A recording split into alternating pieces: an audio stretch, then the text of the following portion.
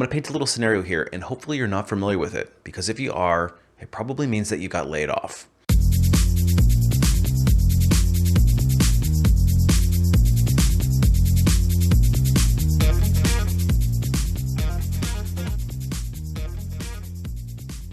Hey everybody, it's Brian from A Life After Layoff, and today I want to talk about the namesake of this channel, what to do if you got laid off. The unfortunate part of today's job market is there's a lot of people that are experiencing layoffs, and potentially for the first time. And getting laid off can be one of the most catastrophic things that you'll experience in your professional career. So I want to give you a little bit of advice on how to navigate being laid off, what you should do, maybe more importantly, what you shouldn't do. But before we get too far into it, if you're interested in more career-related content just like this directly from a corporate recruiter, hit that subscribe button. So the story usually goes is that you get an invite to join a meeting with your boss that's kind of out of the ordinary. And as you log in, you see HR sitting in the room. Then the first thing you're thinking is, what the heck is going on? And before you can even get those words out, they immediately start into a pre-canned speech where they tell you exactly what's happening to your job. And as you're sitting there listening to him explaining what is going to be happening to your job and the next steps, the world seems to stop spinning. And now you're sitting there processing things. And basically what's happening is you're entering into a state of shock. And as they ask if you have any questions, most people are pretty dumbfounded and don't even know what to say. And the reality starts to set in because now you have no access to your computer or your email. You can't get on the servers anymore. And you suddenly realize that you're no longer part of the family that they like to pitch so much in all those team meetings. And I think that's the most shocking part for a lot of people is this layoff is a betrayal. It's a betrayal of trust. It's a betrayal of honesty. And it makes you feel like you're not worth anything, because why did they choose you over the other person? And you add more value than this person, and you know more than that person. And you start to think and overthink, and basically you go into a state of shock. And my first tip is that it's actually perfectly normal to go into a state of shock and go through a mourning process, because in a very real way, you are experiencing a loss. And there are stages of grief that you have to go through and process, and that's perfectly normal. And if I'm somebody that got laid off on a Wednesday or Thursday, I'm taking the rest of the week off and I'm not even thinking about work. I maybe even get in my car and take a long drive somewhere, go on a nature hike, anything to get my mind off of what has just happened. But I will say this, I know that it can seem scary at the time, but everything will be okay as long as you take the appropriate steps. And that's exactly why I originally created this channel, which is to support people just like you who are processing a layoff or an income disruption that wasn't planned in the most effective way possible. And obviously your goal is to get back into the workforce as quickly as you can, but there are some steps that you're going to need to take before you do that. But I can't stress enough that you have to process what happened to you, go through the stages, get angry, get mad, second guess yourself for a little bit, do all the things necessary to boil the emotions to the surface, because it's completely healthy to do that. In fact, if you bottle it up, it's only going to make things worse in the long run. You have to accept that you are wounded and that you have to heal. So spend the appropriate amount of time doing that, but you can't stay in that space for too terribly long because we've got business to attend to. Because the next thing we have to do is assess our situation. Take a long look at your bills, your budget, what you're spending each month, and now it's time to make some very difficult decisions and start to change some of your spending habits.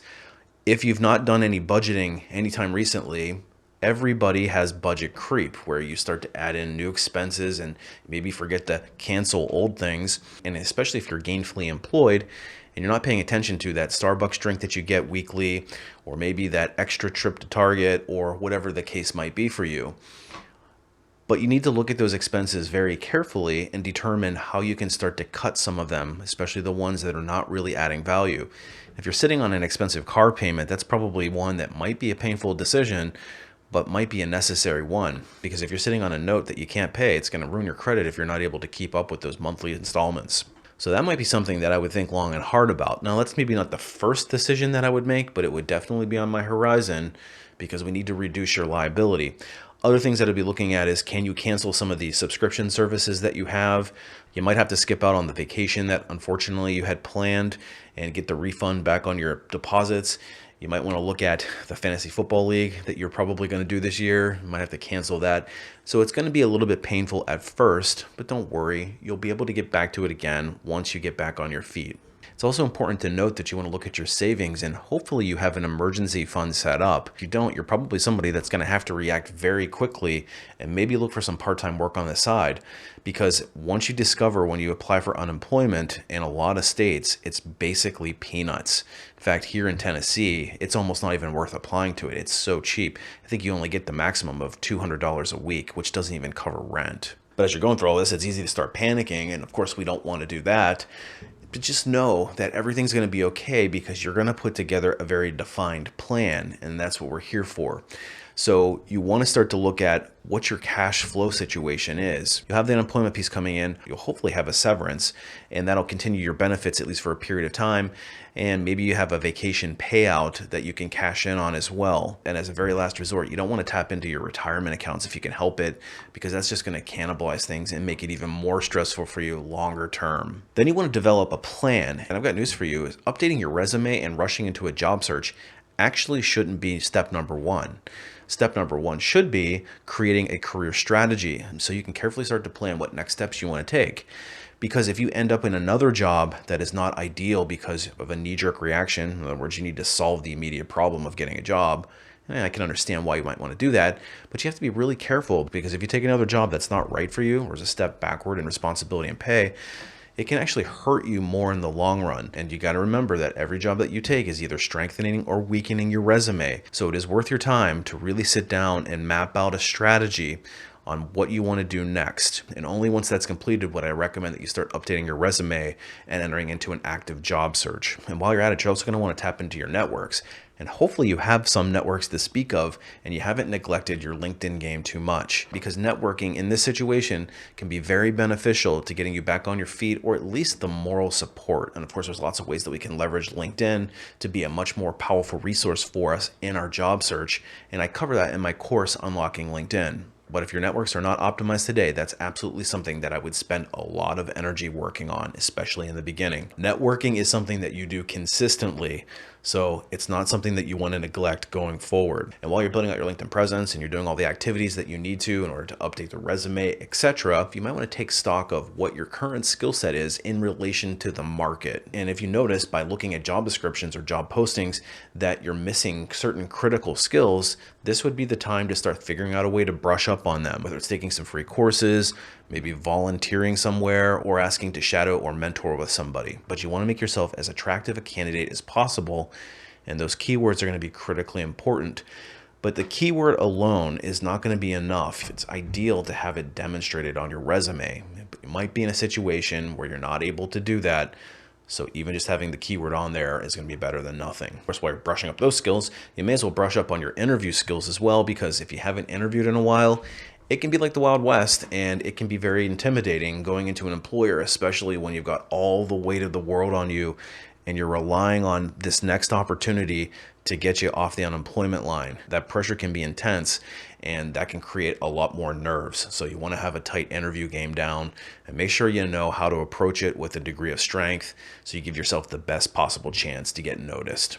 Now let's talk about your severance package for just a second. I would actually recommend that you don't sign your severance right away. You should take time to sit on it and really understand what's in the severance package. And they usually give you at least a couple of weeks to sign off on it. Now, I made another video about severances that you should check out. I'll leave a link for it, and it's a really good conversation, and it talks about how companies limit their liability. But you want to make sure that you really understand what's in your severance agreement and whether or not there's anything that you can negotiate, specifically around continuation of benefits, which is going to be something that's very important to most people. They're going to give you the opportunity to continue your benefits through Cobra coverage. If you're not familiar with what Cobra is, basically it's a continuation of benefits that a company has to offer you for a certain period of time, but it's at your cost, and it's what they pay for it, but you have to pay for it yourself. And it can be extremely expensive because you're paying for their suite of benefits.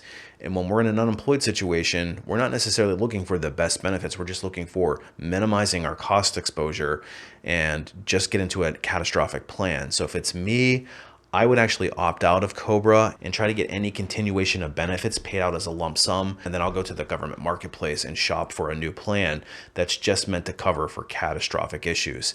Because there's actually a lot of tax benefits for somebody whose income is drastically reduced. And you might find that you'll save yourself several $1,000s doing that. And therefore, you can stretch those dollars a lot further than if you just paid for Cobra for a couple months. So something to think about before you decide to sign up for Cobra. Because you're laid off, you're probably not going to have nearly as much leverage, but if it's a high risk for them, in other words, you're a protected class, you're over the age of 40, etc., there's lots of things that companies wanted to shelter their liability from, so you might be able to push back and get a little extra benefit. And listen, it's certainly worth asking the question. Maybe it's getting paid out on a bonus that you're going to miss by a couple months, or maybe it's equity that you're going to miss out on vesting. Those are the types of things that I'd be certainly asking about as I'm exiting and before I sign the dotted line. Another thing that I'd point out, and I realize this is going to be an absolutely shameless plug, but it is the truth, so I'm going to mention it in this video, is a lot of times they'll give you outplacement assistance for a period of time.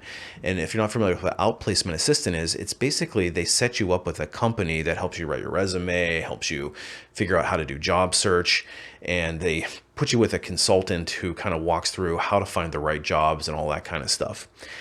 And as a career coach, what I've been finding a lot is people who have been laid off several months ago will go through their outplacement service. They'll bring their resume and their career strategy and their interviewing game to me saying that it's not working. And as we start to dissect it, it's like, no offense to outplacement companies, but the resumes and the advice that they're giving are just horrifically bad. And I'm sure that there are great outplacement services out there, and I'm not saying that all of them are bad, but the ones that I've come across are just really bad, and they are not helping people get jobs at all. It's basically everything you shouldn't do in a resume and an interview strategy all in one. So I would recommend that you ask for that as a lump sum as well, because you can go and shop for your own career coach at the end of it, and they can do it all. And usually it's going to be less expensive, and you actually might benefit financially there as well, because you can pocket the difference and you're going to get a better level of service. So find somebody that you resonate with and engage them instead using the lump sum that you get from the company, because they'll probably give you $3,000 to $5,000 there. And that can stretch pretty far if you're unemployed. And let's face it, every dollar counts. By the end of the day, if you're really struggling with your job search, you're not getting good results, and you find yourself starting to panic, it's really easy to go on tilt and do things that are not in your best long-term interest. So I implore you, get the help you need. Being on this channel is absolutely a great place to start. Go through all of my playlists, check out my interview advice, check out my job search advice, because listen, from a corporate recruiter's perspective, I've interviewed and hired thousands of people, and I know exactly what recruiters and hiring managers are looking for. And I'm going to give you the closest and most accurate advice that you're going to find anywhere, because I've lived and breathed this world for a long period of time. And of course, you can head over to my website. It's alifeafterlayoff.com. I've got tons of free resources over there to help get you back on your feet as quickly as you can. I also do share some of my deepest and most intimate knowledge in the form of some training courses. I've talked about the Unlocking LinkedIn course already, but I also have a resume course called Resume Rocketfuel. It teaches you how to write your resume in a way that's going to give you the best chance of getting recruiters to notice you. But it's more than just resume writing. It's actually how to use your resume as a strategic document. So think of it as resume strategy training, and it's really powerful. It's my bestseller, and it really does work if you implement it. And once you get into the interview process, it's then up to you to sell yourself and try to make it to the offer. And that's where the Ultimate Job Seeker Bootcamp comes in. It's an A to Z on each step, broken down, what recruiters look for, what hiring managers look for, what exactly you should do to position yourself to ultimately be the one who gets the offer at the end. And of course, I give you tips and tricks on how to negotiate the best possible rate for yourself. And if you need some more private individualized help, I do offer private coaching. You can reach me through my website there as well. Hopefully, if you're watching this, you haven't been laid off, but if you did, I'm here to support you. Follow along for all my other videos, because I think you're going to find a lot of value, and we'll help you get back on the job market as soon as you can. Appreciate you watching, and we'll see you on the next one.